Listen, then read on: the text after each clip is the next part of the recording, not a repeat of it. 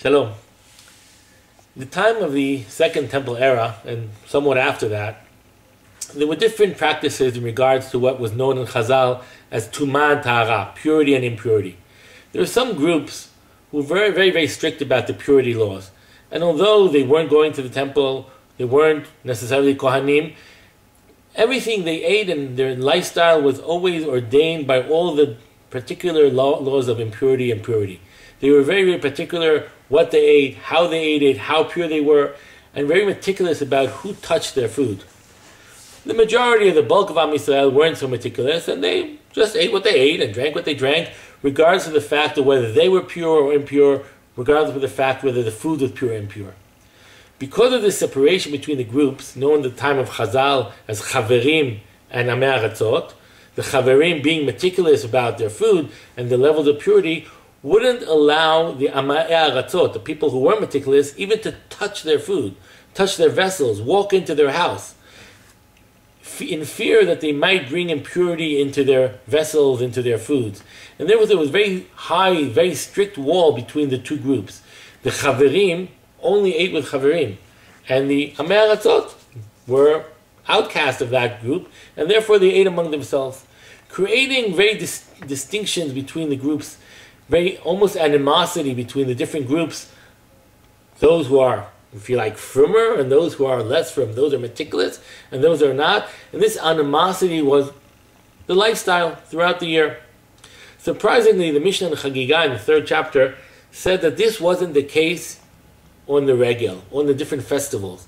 In Yerushalaim, everybody ate by everybody. When everybody did Aliyah LaRegel, they all convened in Jerusalem at the time of festivals. They all ate at each other, regardless of the question whether they were Amei Aratzot, not meticulous about purity and impurity, or Chaverim. The Gemara in the Yerushalmi, the Jerusalem Talmud, learned this from a pasuk describing Yerushalaim. Yerushalaim habnuya ke'ir shechubra la'yachdav. Jerusalem is a city that brings together distinctions. And the drasha is ke'ir shechubra la'yachdav, from the word chaverim, a city that makes everybody chaverim. Whether they really are Chaverim, whether throughout the year they're meticulous about the standards like Chaverim or not, on the Regel, during the festivals in Jerusalem, everybody is Chaverim, regardless of who you are. The Rambam, Maimonides, in the Guide to Perplex, says, why is that the case?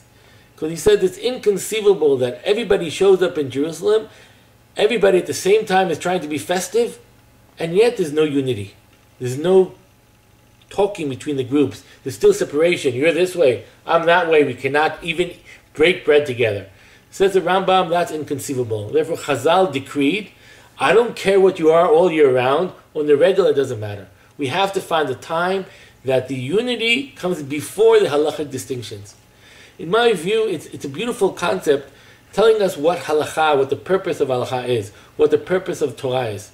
We're right now in the days between Yom Yerushalayim, where we got the great gift of a unified Jerusalem, and almost at the day of Matan Torah of Shavuot, where we get the great gift of Torah. And Chazal tell us, you have great gifts. What are you going to do with them? Are they going to lead you to separatism, or are they going to lead you to unity? So throughout the year, you can have many different opinions, many different arguments, live different lifestyles. But there has to be a time, and this is the time of the festivals, that the unity comes before everything else. And our gifts of Yerushalayim and the gifts of Torah have to bring us forward as one unified nation instead of a nation in constant argument. Does that say there's no room for arguments ever?